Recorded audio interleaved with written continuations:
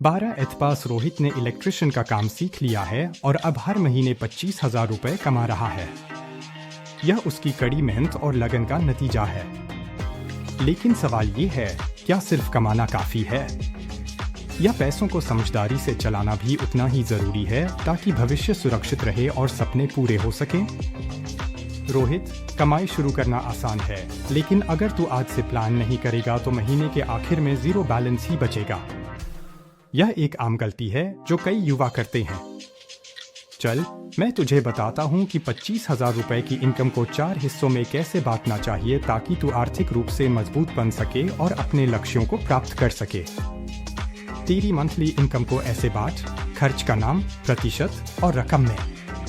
घर को देना 30% यानी 7,500 रुपए, खुद के खर्च 30% यानी 7,500 रुपए, सेविंग्स 20% यानी 5,000 रुपए और स्किल लर्निंग 20% यानी 5,000।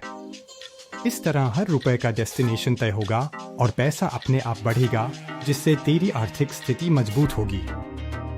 सबसे पहले 7,500 रुपए घर भेज, क्योंकि परिवार का आशीर्वाद सबसे बड़ा इन्वेस्टमेंट होता है। यह न केवल उन्हें सहारा देता है, बल्कि तुझे मानसिक शांति भी प्रदान करता है। जब घर खुश रहेगा, तेरी मेहनत भी दुगनी लगेगी और तुझे अपने काम में और भी अधिक प्रेरणा मिलेगी। 7,500 रुपए अपने रोज के खर्चों में लगा, लेकिन याद रख, जरूरत पर खर्च कर, दिखावे पर नहीं। फिजूल खर्ची से बच और समझदारी से पैसे खर्च कर। हर महीने थोड़ा बच जाए तो उसे भी सेविंग्स में डाल दे, क्योंकि छोटी छोटी बचतें ही बड़ा फंड बनाती है।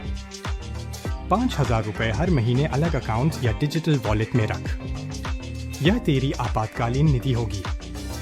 3 महीने बाद तेरे पास 15,000 रुपए की इमरजेंसी फंड तैयार हो जाएगी।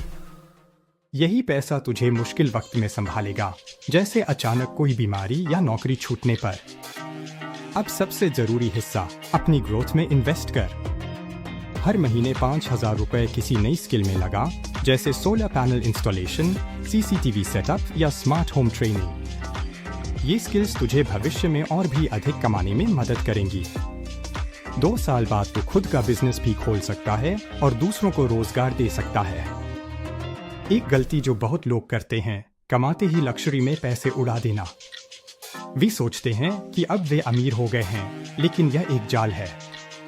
याद रख, फोन नहीं, स्किल अपग्रेड करनी है।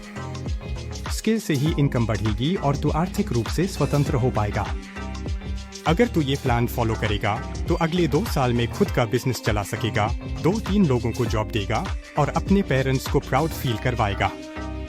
यह सिर्फ पैसे कमाने की बात नहीं है, बल्कि एक सफल और सम्मानित व्यक्ति बनने की बात है।